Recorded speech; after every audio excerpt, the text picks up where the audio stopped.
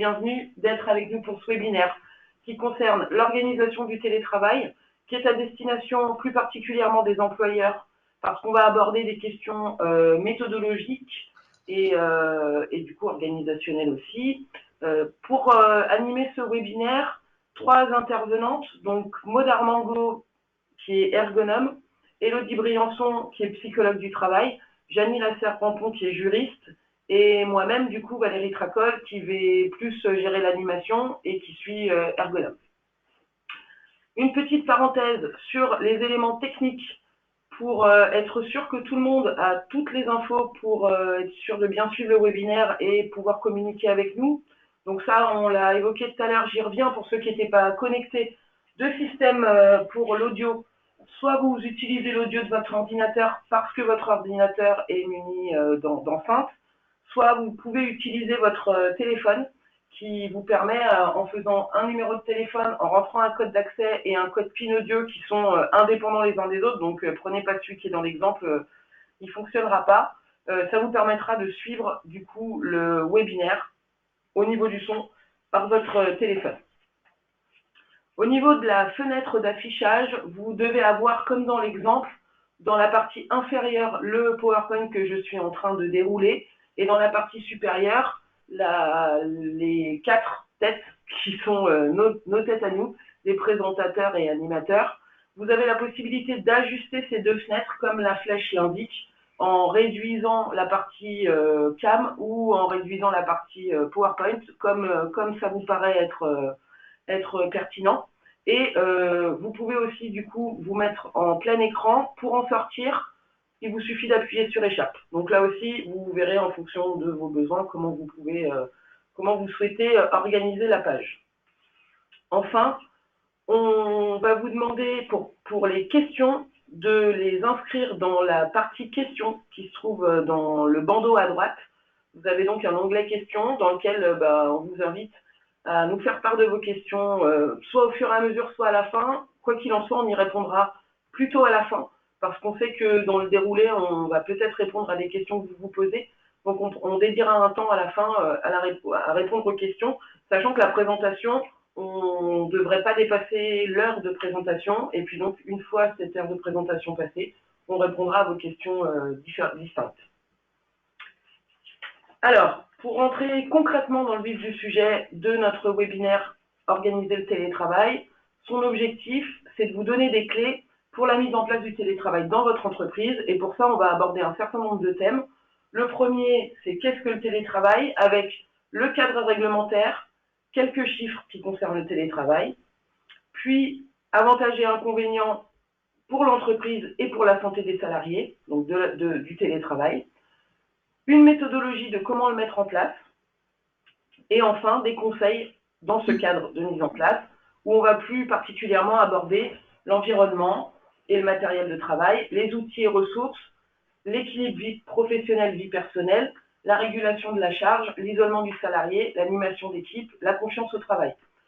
Vous imaginez que dans 1 heure de temps, on n'aura pas forcément la possibilité d'approfondir toutes ces questions-là, mais du coup, voilà, on a essayé d'éviter d'oublier un maximum de choses, et puis on sera à même, dans certains cas, de vous orienter sur éventuellement de la documentation, et puis on aura probablement l'occasion aussi de refaire des webinaires peut-être plus ciblés sur des problématiques en particulier ou sur des sujets en particulier. Première question que je vais poser à Janie, qu'est-ce que le télétravail ? Alors bonjour à tous, bienvenue dans ce webinaire donc consacré à organiser le télétravail et pour lequel il nous a paru important déjà dans un premier temps de poser le cadre légal du télétravail. Alors un petit focus juridique sur les dispositions du Code du travail qui réglementent le télétravail. Alors le télétravail, on le retrouve dans le Code du travail dans la partie légale, dans 3 articles qui finalement vont fixer dans un premier temps la définition du télétravail, les conditions de sa mise en œuvre, mais également les droits et les obligations de l'employeur dans le cadre du télétravail. Alors, qu'est-ce que le télétravail ? Le télétravail, si je cite le Code du travail, eh bien, je vais dire que c'est en fait, passage à la diapo suivante, Valérie, s'il te plaît. Pardon. Pardon. Tout simplement parce que je voudrais le citer sans forcément me tromper de définition. Donc, Tu fais un test le Code du pour travail appuyer. voit qu'il est défini comme étant toute forme d'organisation du travail qui aurait également pu être exécutée dans les locaux de l'employeur et qui est effectuée par un salarié hors de ces locaux de façon volontaire en utilisant les technologies de l'information et de la communication. Donc, on entend par télétravail finalement le travail qui est normalement exécuté par tout salarié à distance, que ce soit à domicile dans beaucoup de cas, mais aujourd'hui aussi dans des espaces partagés, de travail partagé, que sont les espaces de coworking. Le Code du travail définit au-delà de ça les conditions et les modalités de sa mise en place. Alors, les modalités de sa mise en place, c'est la possibilité de négocier un accord collectif dans l'entreprise. Donc, dans ce cas-là, c'est une négociation avec les partenaires sociaux, une charte. Donc, la charte va être effectivement plutôt un accord, une négociation ou en tous les cas un document unilatéral de l'employeur qui ensuite sera soumis à l'avis des instances représentatives du personnel et notamment le CSE aujourd'hui.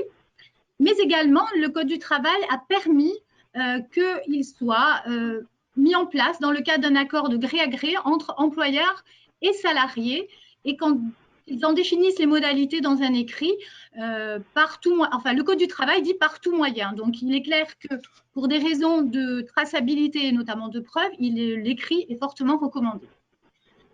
L'article L 1222-11 du Code du travail prévoit que si des circonstances exceptionnelles sont amenées à se présenter, notamment en cas de force majeure ou même d'épidémie, le télétravail peut être mis en place dans le cadre d'un aménagement de poste, tout simplement à destination de permettre la continuité de l'activité et surtout de pouvoir, pour l'employeur, garantir la sécurité de ses salariés.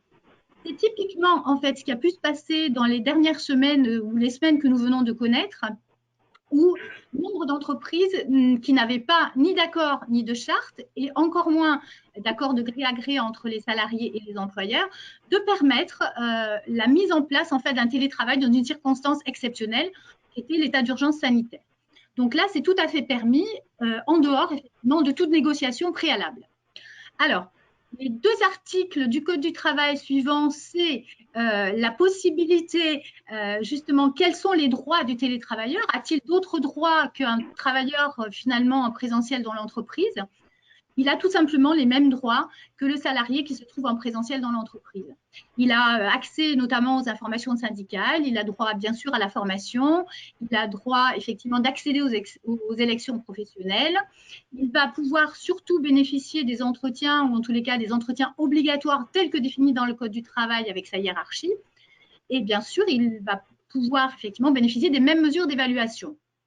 Alors, j'ai mis qu'il avait droit effectivement à l'attribution des tickets restaurants parce que c'est important et c'est aujourd'hui, justement, dans le cadre de ce développement du télétravail, c'est une question qui revient assez souvent.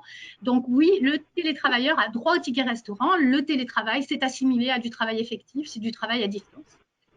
Et le droit récent, en fait, que l'on met souvent en avant, c'est ce fameux droit à la déconnexion, puisque vous savez qu'il n'y a pas cette barrière entre effectivement le bureau, le domicile. Donc cette frontière est difficilement parfois appréciable. Donc ce droit à la déconnexion est très très important dans le cadre du télétravail. Alors les questions, c'est l'employeur peut-il refuser le télétravail? Alors oui. L'employeur va pouvoir refuser le télétravail. Il peut le refuser, notamment si le poste est éligible. Dans le cadre d'un accord, toutefois, s'il le refuse, il devra motiver sa décision. Donc, par contre, il devra effectivement se justifier du pourquoi, du comment il refuse le télétravail. Au même titre, le salarié va aussi pouvoir refuser le télétravail et le Code du travail nous dit que dans ce cas-là, l'employeur ne peut pas le sanctionner pour avoir refusé un poste en télétravail. Voilà pour ce qui est effectivement des droits du salarié spécifiques en télétravail et l'obligation ensuite de l'employeur dans le cadre de la mise en place du télétravail. Alors l'employeur, comme le salarié, il est tenu exactement aux mêmes obligations que celles en fait pour les travailleurs en fait qui sont en présentiel dans son entreprise. Et notamment, il se doit de garantir la santé et la sécurité en matière de santé au travail. Alors, pour le salarié en télétravail, spécifiquement, malgré tout, il a l'obligation, je pense que c'est très souvent formalisé et ça doit l'être dans le socle minimal en fait, ou dans l'accord ou dans la charte, mais également dans l'accord de gré à gré, de l'informer de toute restriction à l'usage d'équipements ou outils informatiques ou de services de communication électronique. Il doit l'informer des sanctions donc en cas de non-respect de ces restrictions. Il doit toujours lui donner la priorité pour occuper ou reprendre un poste sans télétravail et organiser, bien sûr, chaque année un entretien qui va porter sur les conditions d'activité du salarié et sa charge de travail. Alors, voilà très succinctement et en tous les cas assez bien résumé les articles du Code du travail qui réglementent le télétravail. Vous verrez que 3 articles, c'est très peu, ce qui laisse forcément la place à la négociation et à l'accord. Donc, tout doit être formalisé effectivement dans les documents qui vont formaliser le télétravail dans votre entreprise. Et enfin, je ferai juste remarquer qu'effectivement, c'est une activité, mais je vais laisser la place en fait et la parole à mes collègues pour entrer un petit peu plus dans le vif du sujet. Aujourd'hui, c'est un dispositif et un mode de travail qui vient à se développer, qui s'est énormément développé ces dernières semaines, comme je vous l'ai dit, et qui est très peu réglementé pour l'instant, mais qui sera probablement alimenté aussi par des dispositions jurisprudentielles à venir. Voilà, je laisse la parole à mes collègues spécialistes. Je reste à votre disposition pour des questions en fin d'intervention, si toutefois vous avez des questions juridiques. Voilà, je vous remercie de votre attention. Merci Janie. Et effectivement, une des questions que de nombreux gens se posent, c'est quelle est la proportion de personnes qui peut être en télétravail et quel impact sur cette proportion-là a pu avoir la crise sanitaire actuelle. Pour nous en parler, je laisse la parole donc à Maude. Alors, bonjour à tous. Non, on a un petit décalage au niveau du passage des diapos. Alors, du coup, l'idée, c'était de vous présenter quelques chiffres sur le nombre de salariés aujourd'hui qui télétravaillent. Donc, sur la question qui a été posée aux différents salariés dans une étude réalisée par Malakoff Humanis, là, c'est une étude 2020, donc toute récente. La question qui était posée aux salariés, c'était: vous arrive-t-il de travailler à distance, c'est-à-dire en télétravail? Donc ici, on voit l'évolution depuis 2017 du taux de télétravail. Donc on voit qu'en 2017, il y avait 25% des salariés qui répondaient que oui, ça leur arrivait de télétravailler. Ce taux est passé à 29% en 2018 et l'année dernière, il était à 30%. Donc on voit qu'on a quand même une évolution du taux de télétravailleurs dans les entreprises, sachant que dans les personnes qui répondaient, ils pouvaient répondre oui, où ils télétravaillent occasionnellement, mais de façon non contractualisée. Ils pouvaient répondre oui régulièrement, mais de façon non contractualisée, ou oui de façon officielle et contractualisée. Donc là, ça englobe vraiment même les personnes qui télétravaillent de manière très occasionnelle. Ce qu'on peut voir ici, c'est qu'en fait, le télétravail est très peu contractualisé. On se rend compte, je vais prendre juste le chiffre de 2019, c'est qu'on avait 22% de télétravail qui n'était pas contractualisé cette année-là. Donc, par contractualisé, on entend soit une charte, soit un accord d'entreprise. Donc, en fait, finalement, il y avait davantage de télétravail qui était mis en place de gré à gré entre le salarié et son employeur. Alors, sur ce sujet de la contractualisation, c'est vrai que ça peut être important, alors sans pour autant complètement rigidifier le cadre du télétravail, mais ça peut être important de bien formaliser ça, que ce soit donc une charte ou un accord, comme je le disais tout à l'heure, pour éviter en fait les incompréhensions au sein d'une entreprise, à savoir il y a certains salariés qui ont entre guillemets droit au télétravail et pas d'autres. Ça peut vraiment générer des incompréhensions, un sentiment d'injustice, voire un sentiment d'inéquité. Donc le but c'est quand même de formaliser un minimum pour qu'au moins l'entreprise soit transparente sur qui peut avoir ou non recours au télétravail et sous quelles conditions. Ensuite, juste une autre petite précision au niveau du type de télétravail qui se met en place, parce que c'est vrai que par télétravail, on va entendre les gens qui travaillent au domicile, mais normalement, ça englobe aussi les espaces de coworking et tout ce qui est tiers-lieu. Sur l'ensemble des télétravailleurs, on en a plus de 90% qui télétravaillent au domicile. Donc, c'est vrai que dans la suite de cette présentation, on va davantage, vous allez le voir, parler du télétravail au domicile que du télétravail dans des tiers-lieux.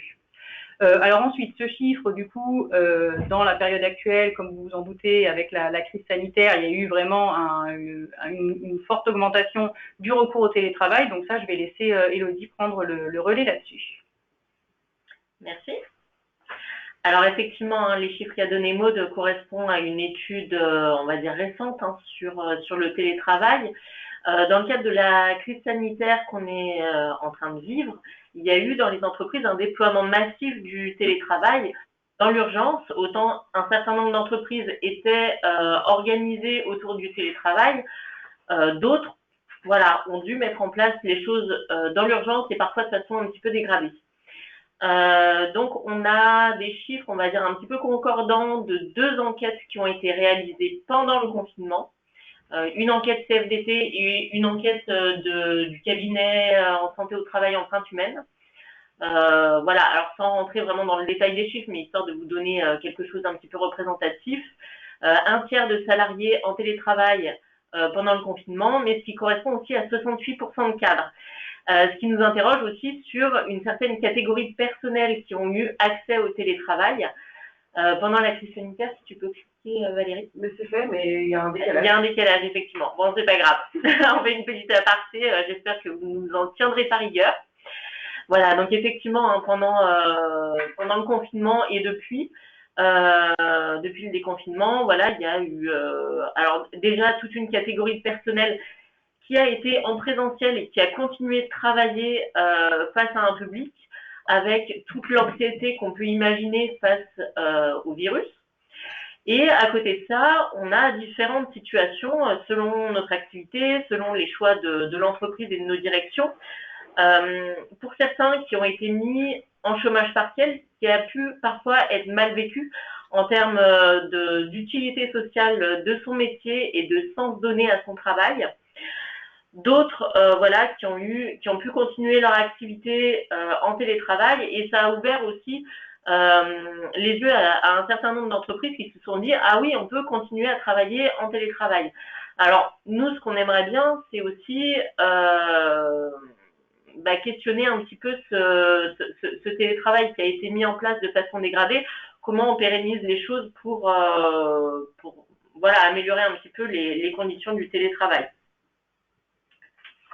Donc, on a fait un point sur le cadre réglementaire, on a fait un point sur les chiffres. Maintenant, souvent, on s'interroge et les entreprises nous interrogent sur, très bien, le télétravail, pourquoi pas, mais quels sont les avantages et quels sont les inconvénients.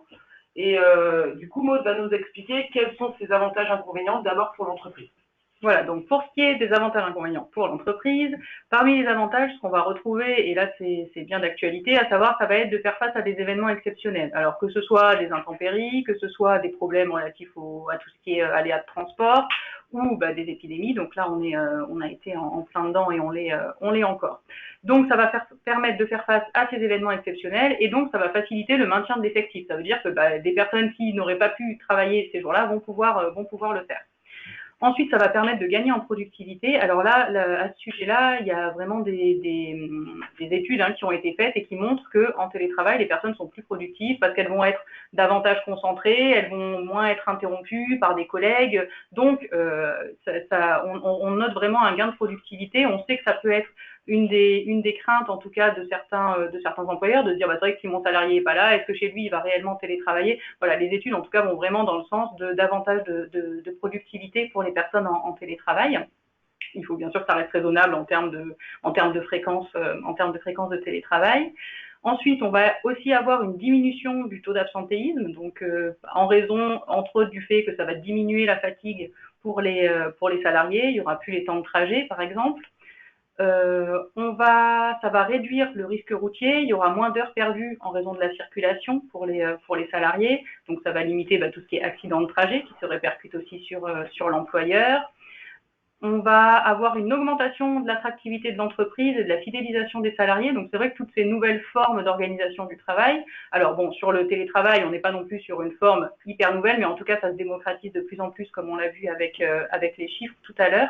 Du coup, ces nouvelles formes d'organisation du travail, elles vont vraiment permettre d'attirer des salariés, et ça peut représenter un avantage vis-à-vis des entreprises concurrentes.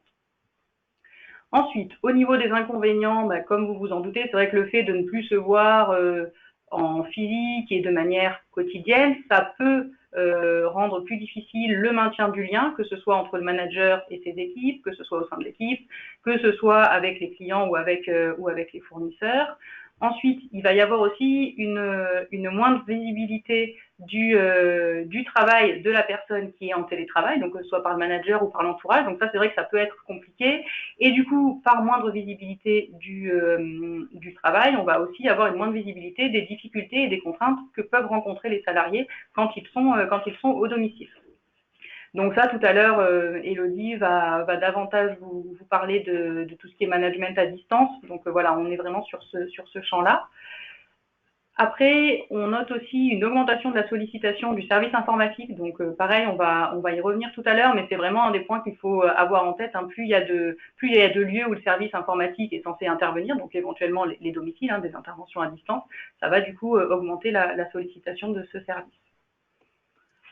Pour ce qui est des avantages et inconvénients pour la santé des salariés, cette fois, parmi les avantages, on va retrouver le fait qu'il y a une concentration qui est plus facile parce que, comme je le disais à l'instant, il ne va pas y avoir la sollicitation des collègues, on ne va pas avoir le bruit, par exemple, quand on travaille dans un open space.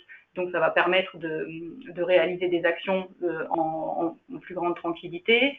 On va noter aussi une autonomie dans l'organisation du travail de la part du salarié. Par contre, là, je vais basculer maintenant sur la colonne inconvénients. Ça peut générer un sentiment d'isolement de la part du salarié qui peut éventuellement être vécu de manière négative par le salarié. Et cet isolement peut éventuellement générer des souffrances, qu'on soit sur la situation de souffrance individuelle, de la violence subie, et éventuellement ça peut mener jusqu'à davantage de conduites addictives avec, étant donné l'éloignement, le fait que l'encadrement peut moins s'en rendre compte.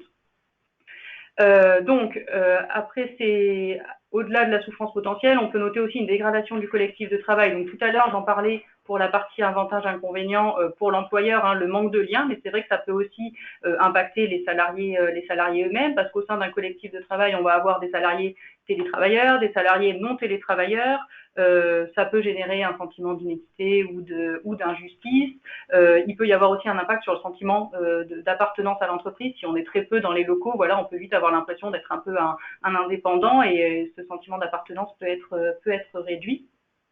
Par contre, il y a quand même un avantage, hein. Je parle de dégradation du collectif de travail, mais parfois, au niveau avantage, ça va vraiment permettre de créer des nouvelles formes de coopération, des nouvelles formes de convivialité avec des nouveaux outils pour travailler ensemble.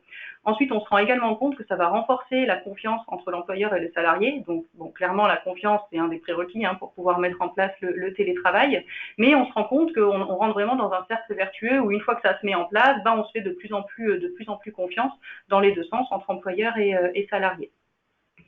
Au niveau des autres inconvénients qu'on peut retrouver, ça va être la porosité de la frontière entre la vie professionnelle et la vie personnelle. Hein, le domicile devenant le lieu de travail, il y a forcément une frontière qui était naturelle qui ne va plus être présente. On peut noter aussi un débordement du temps de travail qui va au-delà des plages horaires habituelles si on était resté au bureau. Ensuite, au niveau des inconvénients, on peut noter aussi une altération de la santé physique, que ce soit des troubles musculo-squelettiques, que ce soit de la fatigue visuelle ou des problèmes circulatoires. Donc toutes ces altérations de la santé physique, finalement, c'est les mêmes que celles qu'on retrouve dans le cadre du travail sur écran. Et en général, c'est vrai que les personnes qui sont mises en télétravail, c'est quand même des personnes qui travaillent en particulier sur écran. Voilà, donc ça, on le détaillera tout à l'heure.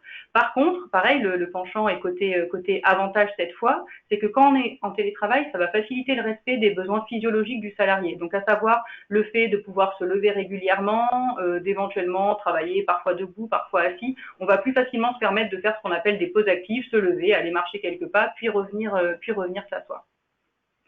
Puis, dernier inconvénient qu'on a souhaité vous présenter, ça va être le fait que, en télétravail, on est complètement dépendant vis-à-vis des outils qui sont mis à disposition, donc que ce soit les téléphones, que ce soit les ordinateurs. Et du coup, tout dysfonctionnement de ces outils, ça peut vraiment devenir problématique et être un facteur vraiment de risque psychosocial, de stress pour les salariés. Donc, après avoir vu les avantages et inconvénients de la mise en place du télétravail, on va pouvoir aborder la question concrète de quelle méthodologie on peut utiliser pour mettre en place le télétravail. Sachant que pour que cette méthodologie et même pour que ce projet puisse être réalisable et aboutir sur quelque chose de vraiment positif avec une valeur ajoutée pour l'entreprise et les salariés, il faut absolument garder en tête une notion, c'est que ce ne sont pas les salariés qui sont télétravaillables, c'est-à-dire que ce n'est pas la personnalité des gens qui va faire qu'ils sont capables de télétravailler ou pas, mais ça va bien être les activités, les tâches qu'ils ont à réaliser. Donc voilà, l'idée c'est vraiment de garder en tête la réflexion autour du travail, autour de l'activité, autour des tâches à mettre en œuvre, et c'est là-dessus qu'il faudra s'interroger sur est-ce que ces tâches-là, elles peuvent être faites en télétravail ou est-ce qu'elles ne peuvent être faites que sur site, sur place dans l'entreprise. Alors Maud, quelle méthodologie pour mettre en place le télétravail? Alors, voilà. Petit délai toujours sur le passage des diapos, mais ça y est. Du coup, en termes de méthodologie de mise en place du télétravail, nous, on s'est inspiré d'une méthodologie qui a été faite par l'ANACT, donc l'Agence nationale pour l'amélioration des conditions de travail, qu'on a trouvé vraiment très bien faite et qui explique pas à pas comment s'y prendre. Ici, on vous en présente seulement un extrait, mais vous pouvez retrouver des éléments plus détaillés sur le site de l'ANACT. En tout cas, on a 5 grands principes clés pour mettre en place le télétravail. Donc, premièrement, ça va être de co-construire le projet en fonction de votre contexte et de votre activité. Donc, l'idée, c'est pas de, entre guillemets, dupliquer un accord télétravail que vous auriez trouvé chez une entreprise du même secteur d'activité que vous, par exemple, parce que vraiment, on est sur de l'organisation du travail, donc c'est propre à chaque entreprise. Il y a autant d'entreprises que d'organisations du travail différentes. Donc, le but, c'est vraiment que vous construisiez celle qui vous correspond, tout en partant du principe, ce que Valérie vient de vous dire, hein, c'est qu'il n'y a pas des salariés télétravaillables ou non, il faut vraiment voir avec eux quelles sont les activités qui peuvent être faites à distance ou non. Et il y a parfois des métiers, voilà, où surprenamment, on se rend compte que finalement, certaines des tâches peuvent être faites à distance. Ensuite, donc, co-construire le projet, ça veut dire mettre en place un comité de projet qui pourra également s'appuyer sur une expérimentation qui serait menée par une équipe test. Donc, on vous invite vraiment à démarrer par une expérimentation qui permet de tester le télétravail sur une durée limitée. Vous pouvez tester ça sur 1 mois, 2 mois, ça c'est vraiment à vous de le définir. Vous pouvez cibler un service en particulier et par contre, il faut que les membres de cette équipe test, mais tout comme les télétravailleurs d'ailleurs de manière générale, soient volontaires. Il ne faut pas que ce soit imposé aux salariés. Donc, une fois cette expérimentation démarrée, l'idée, ça va être vraiment d'évaluer de manière collective, au fil de l'eau, quels sont les avantages et les inconvénients que peuvent rencontrer autant les personnes, on parle en impliquant les salariés concernés, mais les salariés concernés, ça va autant être les personnes qui sont en télétravail que les personnes qui ne sont pas en télétravail et qui pourraient être impactées par le fait que certains de leurs collègues soient en télétravail. Donc, le but, c'est vraiment d'associer toutes ces personnes pour faire remonter ce qui fonctionne bien, ce qui fonctionne moins bien et surtout des idées d'amélioration. Donc là, on est vraiment sur le côté expérimentation et amélioration au fil de l'eau. Ensuite, 4e principe clé, ça va être de mener votre démarche de manière participative en veillant et à la mixité, donc d'associer des hommes, des femmes, et au paritarisme, à savoir avoir des représentants et de la direction, et des représentants des salariés, et des représentants des différents services. Voilà, on est vraiment sur de la démarche projet en associant les différentes parties prenantes. Quand on parle de démarche participative, en fait, l'idée, c'est vraiment de ne pas mettre en place une démarche qui soit complètement descendante, où c'est une direction qui a décidé de le télétravail, ce sera pour tel métier. Le but, c'est vraiment de co-construire, ça reprend le principe clé numéro 1, de co-construire avec les différentes personnes pour que l'organisation qui se mette en place soit vraiment adaptée au travail et à la réalité des besoins. Ensuite, dernier élément dont je vous ai un petit peu parlé tout à l'heure avec les chiffres, ça va être de pérenniser le télétravail, que ce soit par le biais d'une charte ou d'un accord collectif, mais ça peut vraiment être important de formaliser pour qu'il n'y ait pas d'incompréhension sur pourquoi un tel a droit au télétravail et pas un tel. Et ça permet d'avoir un cadre général qui éventuellement peut être revu tous les ans, voilà, parce que les organisations vont évoluer, mais en tout cas, c'est important d'avoir ce cadre. C'est bon. Pour en savoir plus. Ah oui, excusez-moi, il y a une petite animation que j'avais oubliée. Donc, voilà, pour en savoir plus, où vraiment vous allez retrouver les différentes étapes de la méthodologie. Par exemple, si vous mettez en place votre comité de projet, ça vaut le coup que vous alliez sur cette méthodo et puis il y a différents documents à compléter où c'est vraiment intuitif. Donc, le kit s'appelle Associer télétravail et qualité de vie au travail et vous le retrouverez sur le site de l'ANACT, sachant que je crois que Valérie vous l'a dit en introduction, mais je le reprécise, on vous enverra un mail avec le lien vers les différentes sources dont on vous a parlé au fur et à mesure. Et que vous trouverez en même temps qu'on vous fera passer le support, évidemment. Voilà. Tout le monde peut-il télétravailler, Elodie?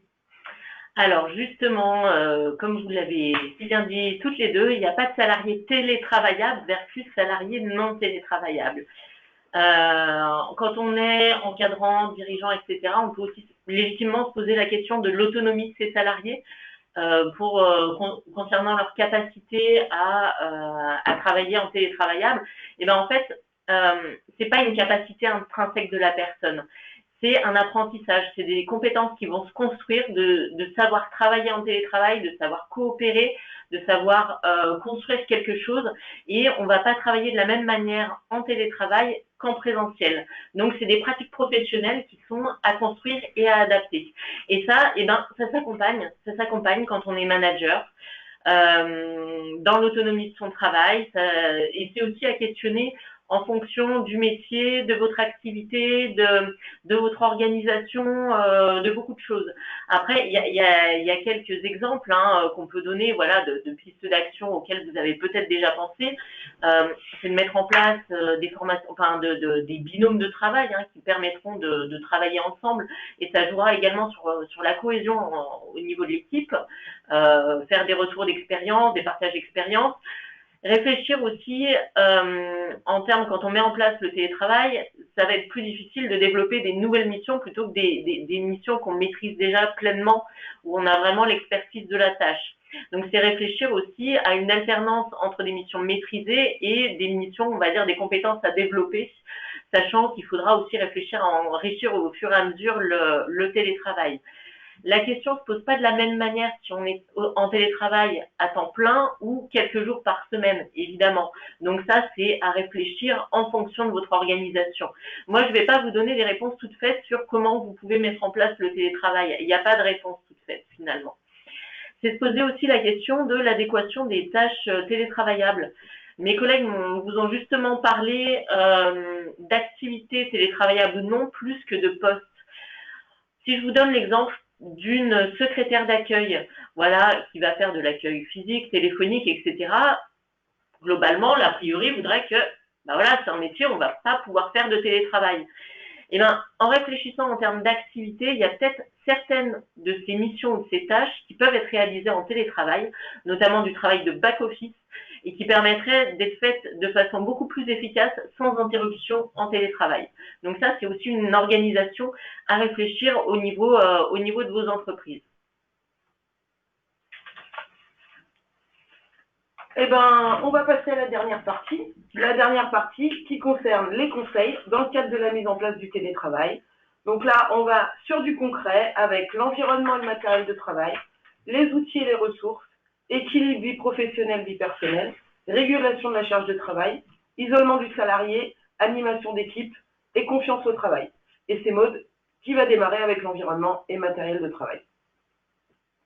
Merci. Alors, avant de rentrer dans le détail de la partie environnement et matériel de travail, tout à l'heure, je vous ai indiqué que le travail sur écran et donc, entre autres, le télétravail pouvait générer des troubles musculo-squelettiques, de la fatigue visuelle ou des problèmes circulatoires. Donc, ce qu'il faut savoir, c'est que le travail sur écran, c'est un travail qui est statique, et du coup, le fait d'être dans un travail statique, ça veut dire que les muscles vont être contractés en permanence, plutôt que dans un travail musculaire dynamique, où finalement, on va alterner des contractions et des relâchements des muscles.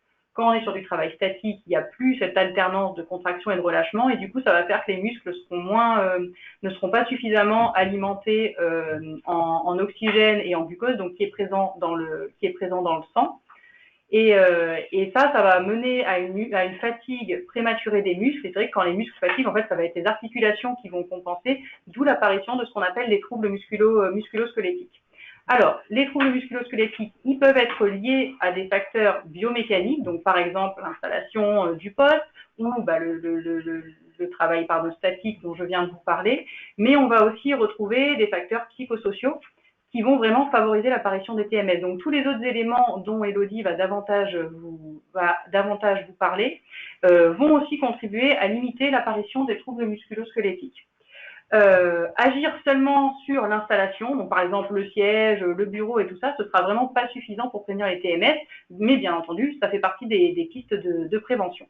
Donc maintenant, on peut vraiment rentrer dans la partie environnement et matériel de travail. Quand on est au domicile, il n'y a pas forcément d'espace dédié pour le travail, et c'est important que le télétravailleur puisse s'aménager un espace de travail qui soit satisfaisant, tant en termes de santé que de sécurité. les risques qui sont liés au travail sur écran, donc qu'on retrouve déjà au bureau, ils vont être majorés au domicile parce que finalement, le travail prend place dans un espace qui n'a pas du tout été conçu initialement pour le travail. Donc, par exemple, au niveau de l'emplacement des prises, au niveau de l'emplacement de l'éclairage, au niveau de l'emplacement des fenêtres, tout ça, ça fait qu'au domicile, ça va être plus compliqué de s'installer. Aussi qu'en général, au domicile, on va plutôt faire en sorte que l'espace bureau ne prenne pas trop de place. Donc, on va plutôt avoir tendance à le caler dans un coin, alors que dans nos bureaux, on se rend bien compte que le bureau, le matériel, est l'élément central des pièces. Un autre point aussi en télétravail, par contre, qu'on retrouve, c'est le fait que, tout à l'heure, je parlais de travail statique. Donc, pour diminuer les risques en lien avec le travail statique, il va falloir se déplacer et faire ce qu'on appelle des pauses actives. Et ça, c'est vrai que ça va être éventuellement plus facile de le faire quand on est en télétravail parce qu'on va plus facilement s'autoriser à se déplacer un petit peu quand on a besoin, entre guillemets, de se dégourdir les jambes. Et on va aussi pouvoir s'installer un coup sur la table où on s'installe d'habitude. Si on veut à un moment travailler debout parce qu'on a un bar qui nous permet de mettre l'ordinateur à hauteur, on va pouvoir le faire. Et c'est vrai que cette alternance assis-debout, elle est vraiment intéressante. Au bureau, c'est rare que les postes soient équipés de bureaux variables en hauteur. En tout cas, ça, c'est un des avantages en télétravail.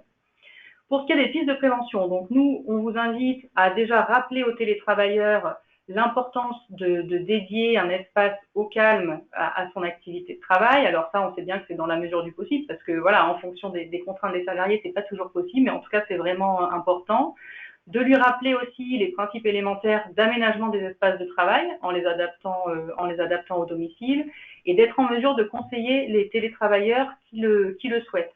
Donc là-dessus, nous, on ne va pas rentrer aujourd'hui dans le détail de qu'est-ce qu'il faut fournir comme matériel et tout ça. On a réalisé un webinaire déjà sur le travail sur écran, donc là qui donne vraiment des conseils sur tout ce qui est mobilier, installation, que vous pourrez aller regarder sur le site de la Gémetra. On a aussi une plaquette travail sur écran qui résume les grands conseils, donc pareil, vous pouvez vous inspirer pour conseiller vos salariés. Ensuite, dernier point, c'est que pour rappel, Janie l'a indiqué tout à l'heure, la juriste, elle l'a rappelé tout à l'heure, c'est qu'il n'y a aucune obligation de fournir du matériel. Hein. Ça, clairement, c'est à vous de le décider dans votre accord ou dans votre charte de ce que vous voulez fournir ou non au matériel, sachant que on le sait très bien, tout ce qui est troubles musculo-squelettiques qui peuvent être générés par l'installation en télétravail, ça va avoir des impacts sur le salarié, mais aussi sur l'entreprise. Donc l'idée, c'est quand même de mettre en place les mesures pour assurer la santé et la sécurité de vos salariés. Donc nous, si jamais on se plaçait uniquement sur le champ de la santé au travail, on vous conseillerait de mettre à disposition les mêmes choses qu'au bureau. On sait très bien que financièrement, ça paraît compliqué, on ne va pas fournir à tout le monde un équipement complet si jamais le télétravail n'a lieu qu'un jour toutes les semaines, voire toutes les 2 semaines. Mais en tout cas, voilà, c'est à vous d'intégrer ça dans votre charte ou dans votre accord. Il n'y a pas de consigne là-dessus. Nous, ce qu'on aurait tendance à vous recommander, en tout cas, c'est que souvent les personnes en télétravail ont un ordinateur portable. Donc, ce qu'on vous recommande, c'est à minima de fournir un clavier et une souris qui soient déportés, donc qui ne soient pas ceux de l'ordinateur portable, pour pouvoir, comme sur la petite image là en tout petit qu'on vous a mis en bas, pour pouvoir surélever en fait l'ordinateur portable et avoir le haut de l'écran à hauteur des yeux. Et pour ça, il y a besoin d'avoir un clavier et une souris déportés. Mais après, si vous voulez donner plus à vos salariés, c'est encore mieux.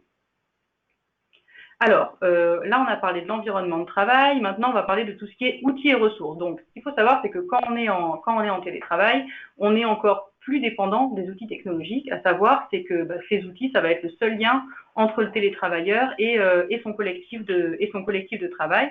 Donc, tout dysfonctionnement de ces outils, ça risque de complètement renforcer le sentiment d'isolement du salarié. Donc, que ce soit un dysfonctionnement des outils, mais aussi le fait de ne pas forcément être formé et de ne pas savoir utiliser ces outils. Donc, au niveau des pistes de prévention, on va vous conseiller de choisir alors de préférence des outils qui soient simples et qui soient réfléchis pour être adaptés au télétravail, de vous assurer de la maîtrise par le télétravailleur de ces outils et si besoin, le former pour qu'il en ait la maîtrise. Hein. Comme je le disais tout à l'heure, c'est pour éviter le sentiment d'isolement et de ne pas savoir comment s'y prendre. Ensuite, on a dit en introduction également que ça pourrait être nécessaire de renforcer le support informatique pour intégrer l'assistance aux télétravailleurs, parce que quand il y a des dysfonctionnements d'outils, ça va encore plus augmenter ce sentiment d'isolement. donc renforcer le support informatique et éventuellement même l'organiser différemment et former ce support informatique pour qu'il puisse répondre à des demandes qui sont très spécifiques des télétravailleurs.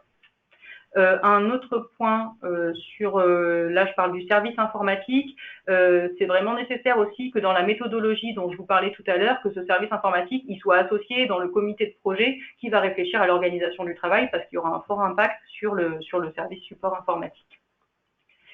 Toujours pour ce qui est des outils et des ressources, l'idée c'est bien sûr que le télétravailleur puisse réaliser quand il est chez lui un travail de qualité équivalente à quand il est au bureau.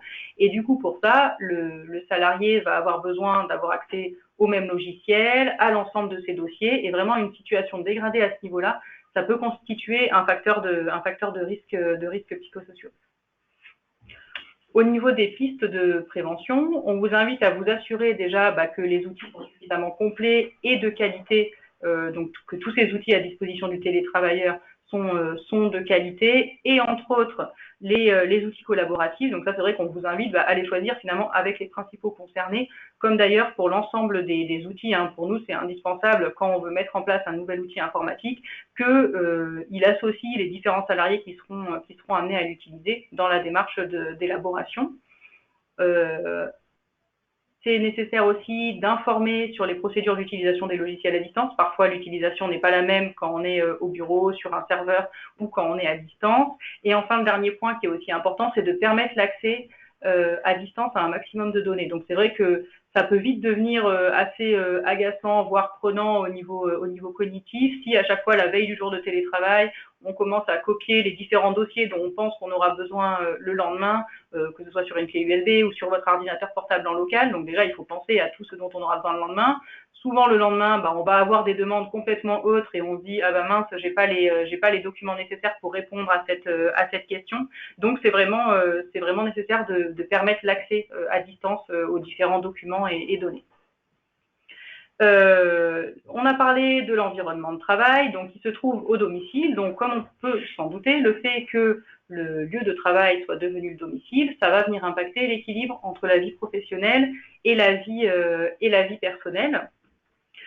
Premièrement, le fait que le domicile et le lieu de travail soient deux lieux géographiquement distincts, ça va vraiment établir une frontière naturelle entre la vie professionnelle et la vie privée. Donc on a une frontière géographique, c'est deux lieux différents, mais aussi une frontière temporelle parce que finalement il y a le temps de déplacement entre les deux. Donc forcément, quand le domicile devient le lieu de travail, on n'a plus du tout cette frontière. Donc ça peut être vécu positivement, négativement, ça dépend vraiment, mais il faut avoir conscience qu'il peut y avoir ce débordement. Sachant qu'on parle de débordement, c'est vraiment dans les deux sens. Ça va être autant la vie professionnelle qui parfois peut empiéter sur la vie personnelle que l'inverse. On note aussi du côté des télétravailleurs un débordement de l'amplitude de travail où plus facilement les personnes qui ont télétravaillé toute la journée, après le repas du soir, ils vont avoir tendance à aller re-regarder leur mail, à aller rejeter un dernier coup d'œil sur leur ordinateur. Donc ça, c'est vraiment des constats qui sont faits aussi. Au niveau de pistes de prévention, on va vous inviter déjà à définir au sein de l'entreprise les modalités du droit à la déconnexion et mettre en œuvre les moyens adaptés pour aider à son respect. Donc droit à la déconnexion, ça veut dire que en dehors d'une certaine plage horaire, j'ai aucune obligation d'être connecté, de devoir répondre, que ce soit au téléphone, que ce soit au mail. Alors on va parler de droit à la déconnexion. Après, c'est aussi un devoir entre guillemets de la part du salarié que de se déconnecter lui-même, à condition que sa charge de travail soit adaptée. Rappeler aussi les bonnes pratiques de l'utilisation de la messagerie. Éventuellement, ça peut être des plages horaires qui sont définies en disant en dehors de telle plage horaire, on n'envoie plus de mails parce que sinon on sait que d'autres salariés vont avoir tendance à regarder leurs mails sur le téléphone avant de se coucher. Enfin voilà, le but c'est vraiment d'éviter tout débordement sur la vie professionnelle. Après, on vous donne aucune consigne claire parce qu'il peut y avoir des entreprises où par exemple, je sais pas, il y a des sites qui sont dans plusieurs pays et du coup, on va pas complètement interdire d'envoyer des mails sur telle plage horaire parce que du coup, ça contraindrait les relations avec une autre entité de l'entreprise. Donc ça, c'est vraiment à vous de le définir dans un accord, dans une charte, comme on vous le dit depuis tout à l'heure.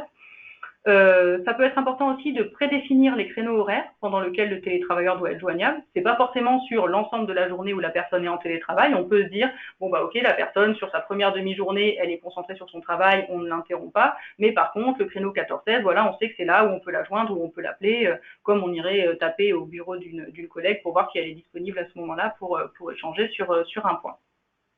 Ensuite, sensibiliser sur les risques de débordement du travail sur le temps personnel et inversement. Ça, c'est important aussi que les salariés aient conscience qu'il peut y avoir ce risque-là. Et dernier point, ça va être de détecter le plus tôt possible toute augmentation du temps de travail. Donc ça, c'est vraiment important parce qu'on se rend compte qu'en télétravail, les personnes vont avoir tendance à déborder sur leur plage horaire. Donc ça, est-ce que c'est en lien avec la charge de travail? Voilà, c'est nécessaire de le creuser. Du coup, Elodie, maintenant, va davantage nous parler de la partie régulation de la charge de travail. Oui, effectivement. La diapo est passée. C'est bon.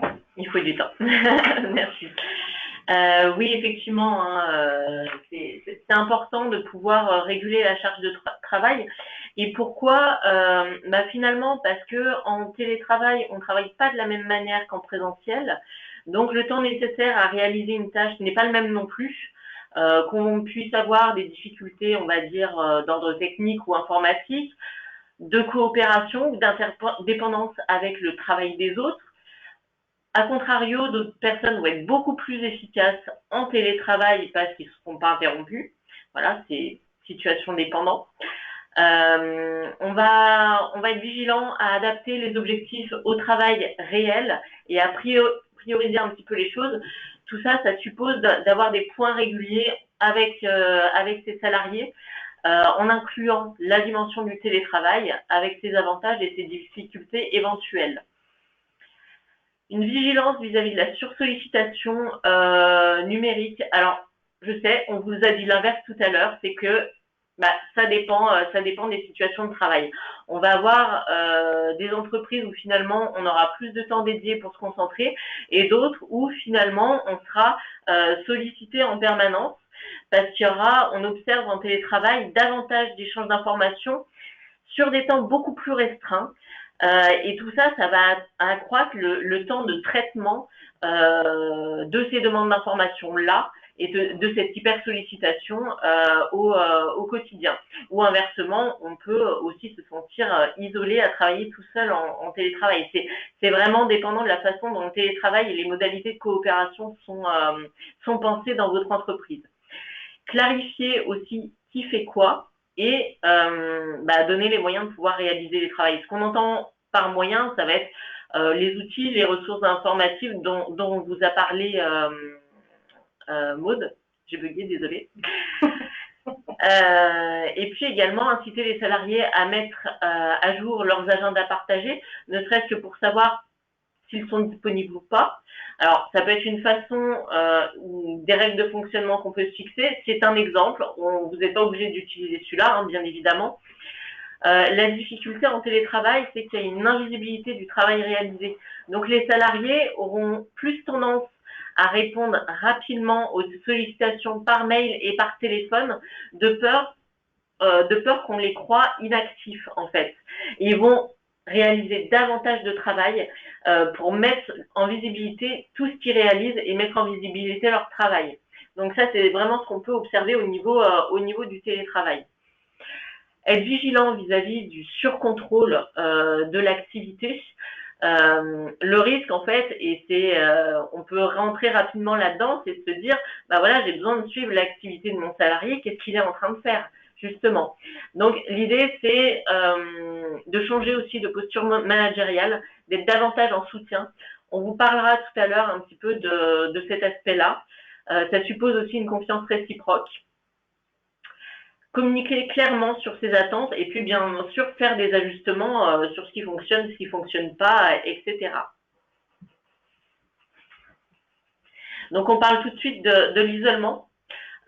L'isolement, effectivement, ça peut être une ressource en soi parce que on va être davantage concentré, on va être moins interrompu, on ne sera pas dans la promiscuité d'un open space si c'est votre cadre de travail habituel.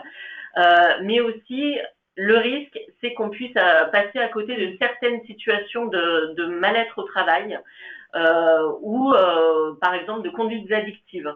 Donc ça, on peut vraiment passer à côté de ça, et la situation d'isolement en télétravail peut venir renforcer ces situations-là. A contrario, pour certains salariés aussi qui vont être en mal-être dans le cadre de leur entreprise, être en télétravail, ça va leur permettre une certaine distanciation par rapport aux relations sociales dégradées sur le lieu de travail. Donc ça peut être aussi un vrai espace de respiration et un vrai souffle. Au niveau des pistes de prévention, bien évidemment, avoir un lien régulier avec son télétravailleur et l'ensemble de l'équipe.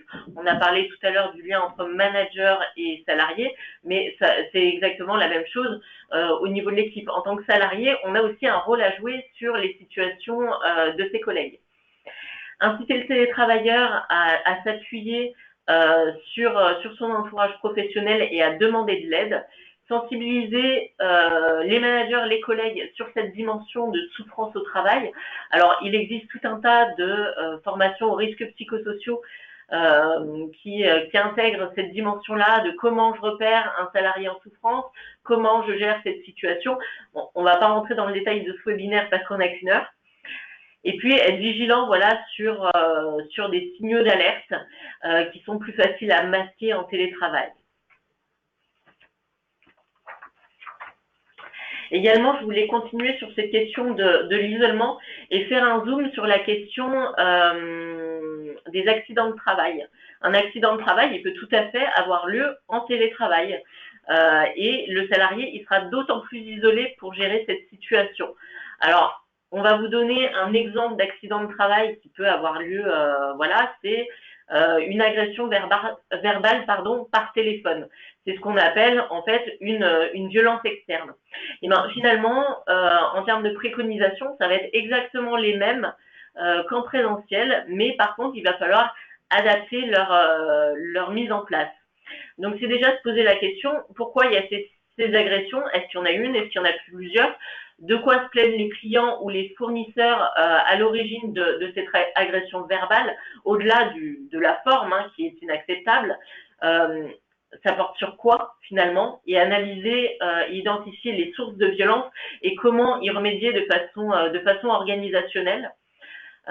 Mettre en place du soutien de la part du management et de l'équipe. Et pouvoir être réactif face à ces situations-là, ça veut dire mettre en place aussi peut-être des protocoles ou des signaux d'alerte pour dire voilà, il vient de m'arriver ça, et faire savoir à vos salariés qui peuvent vous alerter sur ces situations-là.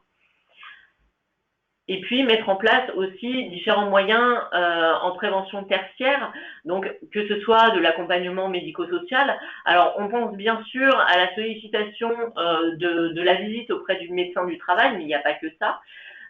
Mettre en place des analyses de pratique, mettre en place un certain nombre de choses en soutien du salarié, pas uniquement en soutien des collègues, mais vraiment un soutien médico-psychologique. Également, en télétravail, on peut avoir davantage de tension au niveau de l'équipe et une dégradation du collectif de travail. Pourquoi? Déjà, par exemple, parce qu'il peut y avoir dans une même équipe des télétravailleurs et des non-télétravailleurs, ce qui peut créer un sentiment d'inéquité, un sentiment d'injustice. Et puis, parfois aussi, moins de temps d'échange et de coopération. Donc déjà, il faut pouvoir identifier d'où viennent les tensions dans une équipe. Est-ce qu'elles sont liées à la charge de travail? Donc là, on va intervenir sur la régulation de la charge. Donc c'est les aspects qu'on vient d'aborder. Est-ce qu'elles sont liées à une communication dégradée? Et pourquoi cette communication elle est dégradée? Et comment on agit sur cette communication? Est-ce que c'est un vécu d'inéquité entre télétravailleurs et non télétravailleurs? Voilà, souvent c'est quand même multifactoriel, on le sait. Après, c'est travailler sur la connaissance du travail et des contraintes des uns et des autres. Et puis, c'est aussi partager des règles de fonctionnement dans l'équipe. On a parlé de temps d'échange, de plage de disponibilité, mais c'est aussi de se dire, voilà, nous, dans notre équipe, on va utiliser tel moyen de communication pour tel type d'échange. Ça va être, je vous donne un exemple de catégorisation de moyens de communication. Bien évidemment, c'est adapté à votre contexte d'entreprise, à votre activité. et puis aux outils de communication que vous utilisez. On peut par exemple se dire que par mail, on va utiliser ce moyen-là pour des sujets ou des demandes très simples qui nécessitent une réponse rapide. Autant, il faut aussi s'accorder sur est-ce que ce sujet-là nécessite une réponse rapide. Par téléphone ou messagerie instantanée, ça va être une demande d'information pour un échange, voilà, qui globalement peut se traiter relativement rapidement. Et si on a besoin d'un débat ou d'un échange plus approfondi, ça peut se faire en visioconférence ou même encore mieux en présentiel. Voilà. Après, il y a aussi la question de la difficulté de savoir décoder les intentions des uns et des autres à travers, par exemple, l'outil mail, parce que voilà, on va aller rapidement, on n'a pas tous le même cadre de référence, on n'a pas tout ce qui est communication non verbale, et même en visio, on a beaucoup moins ces aspects de communication non verbale. Et puis, en visio également, les communications peuvent être altérées par des soucis informatiques. Voilà, donc par exemple, si vous avez une réunion où certains sont en présentiel et d'autres en visio, eh ben, on se rend compte par retour d'expérience que ceux en visio, ils vont assister, mais ils vont beaucoup moins participer. J'ai du retard, c'est ça, je prends trop de temps.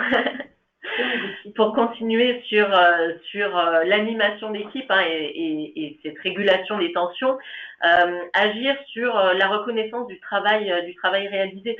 Comme on disait, voilà, en télétravail, ce qu'on réalise, c'est moins visible. Donc, si on se base uniquement sur le résultat, bah, c'est pas forcément représentatif de l'effort fourni ou des contraintes qu'on peut avoir dans le travail. Pouvoir enrichir aussi les tâches régulièrement, parce qu'on peut facilement oublier le télétravailleur qui a son fonctionnement. En termes de participation aux décisions aussi, ben voilà, quand on est en permanence en télétravail ou quelques jours par semaine, parfois on peut être éloigné des zones de décision. Il y a des échanges informels qui ont lieu en présentiel et qui participent à la prise de décision, qui participent à la gestion du changement. Et finalement, le télétravailleur, il est un petit peu éloigné de tout ça. Donc, c'est aussi réfléchir à comment les intégrer et à conduire le changement un petit peu différemment.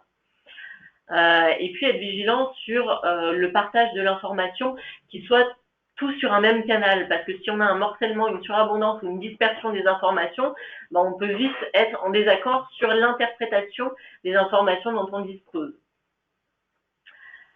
Et puis après, je voulais aussi faire un focus sur la compatibilité des choix collaboratifs, alors au sein de notre entreprise, mais avec les personnes extérieures avec lesquelles on travaille. L'idée, c'est de faire preuve de souplesse. Si on n'autorise l'accès qu'à un seul outil dans notre entreprise pour l'ensemble des usagers et que l'entreprise d'en face, celle de vos clients et de vos prestataires, fait le même choix stratégique, ben on va vite se retrouver bloqué.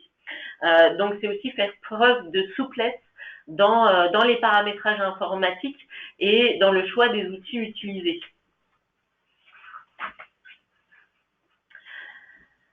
Et puis se dire qu'un groupe qui est construit, qui travaille déjà ensemble en présentiel, il sera plus à même de collaborer à distance. Donc, c'est aussi se poser la question de l'intégration de nouveaux salariés dans une équipe qui fonctionne majoritairement en télétravail. C'est, voilà, construire de la cohésion et un collectif de travail. Après, il y a aussi des problématiques qui touchent directement les managers. C'est que des salariés qui sont en télétravail, qui sont fortement autonomes dans leur travail, bah, on va plus être sur la figure, on va dire, classique, traditionnelle du manager, qui sera davantage dans le suivi d'activité, dans le rendre compte. Donc, il y a un risque de perte de sens du travail pour le manager. Et l'idée, c'est aussi d'accompagner vos managers à changer de posture managériale et d'être dans un paradigme qui soit davantage d'animation de son équipe, de coaching, où ils puissent accompagner les salariés à pouvoir remonter leurs difficultés de terrain sans crainte de jugement et pour travailler efficacement. Hein. C'est les bases de la coopération. Et donc ça s'accompagne aussi les managers, que ce soit par la formation au management à distance, que ce soit par des partages d'expériences. On pense à certains dispositifs en entreprise, que ce soit des dispositifs de soutien entre managers, que ce soit de l'échange de pratiques, voilà. Et puis, se dire que si on manage de la même manière qu'en présentiel, finalement, ça fonctionnera pas forcément. Il faut apprendre à travailler différemment. Donc, un manager qui sait très bien et qui est un très bon manager en présentiel, il faut apprendre à manager différemment à distance. Et puis, ça pose aussi la question de la confiance et de la confiance réciproque entre manager et salarié. Ça repose sur un respect des règles fixées dans l'équipe, alors à la fois des règles de métier, comment on travaille efficacement dans notre métier et c'est quoi notre façon de travailler et c'est quoi nos règles éthiques et déontologiques dans nos métiers, dans notre équipe et dans notre entreprise. On peut facilement, à distance, avoir des écarts entre les valeurs portées par l'entreprise et celles portées par les salariés, ou même au sein d'une même équipe. Ça se construit aussi à partir d'expériences positives, la confiance. C'est pas quelque chose d'inhérent. Ce qui va être inhérent, c'est qu'il y ait une présomption de fiabilité. Voilà. Et puis, c'est nécessaire, en fait, cette confiance-là pour pouvoir coopérer et pour pouvoir réaliser efficacement le travail. Et donc, quelques éléments qui vont favoriser un climat de confiance entre les différents acteurs, c'est certaines caractéristiques à la fois de bienveillance, d'être dans l'empathie, dans la psychologie positive, dans un management bienveillant, de favoriser des qualités d'écoute, d'être dans davantage de compromis. Alors, ces éléments-là sont valables aussi bien pour les managers que pour les salariés, on est bien d'accord. De pouvoir faire preuve d'intégrité et de fiabilité, qu'il y ait une cohérence entre les actes et les paroles et que les décisions prises paraissent justes. Et puis, ce qui va favoriser aussi le climat de confiance entre les acteurs, c'est les compétences des acteurs, que ce soit les compétences des acteurs dans le travail, dans leur métier à proprement parler, que des compétences relationnelles. En conclusion, merci mesdames. Ce qu'on peut conclure sur ces questions d'organisation du télétravail, c'est que le télétravail ne s'improvise pas. Je pense qu'à travers toutes ces explications que vous venez d'entendre, vous avez vraiment compris que le télétravail, ça ne va pas s'improviser. C'est ce qui a mis en difficulté justement les entreprises et ou les télétravailleurs en cette période de crise sanitaire, puisque, comme l'a dit Élodie au début, le télétravail, il a dû être mis en place et parfois il a été mis en place en mode dégradé. Maintenant, il n'est pas trop tard. Le webinaire que vous venez de suivre, vous pouvez très bien, si le télétravail n'a pas encore pu être organisé, vous pouvez très bien le mettre en œuvre maintenant, sachant que je reprends les grandes lignes et les incontournables, c'est que le télétravail il s'inscrit dans une réflexion collective qui est basée sur le travail. Je rappelle, dans les éléments méthodologiques dont Maud nous a fait part, que la réflexion collective, elle est fondamentale et elle doit impliquer l'ensemble des acteurs de l'entreprise et être basée sur l'activité de travail, sur les tâches à réaliser et non pas sur les personnes. Le télétravail, il se construit, il s'accompagne et il s'ajuste. Là aussi, c'est exactement ce que nous disait Maud par rapport et à la méthodologie et ce que nous disait Élodie aussi par rapport au fait que, en fait, en gros, il faut, et au niveau du management et au niveau des salariés, il faut tester d'abord, puis au fur et à mesure, adapter, et tout ça dans un management bienveillant et qui accompagne aussi les salariés dans cette démarche de télétravail.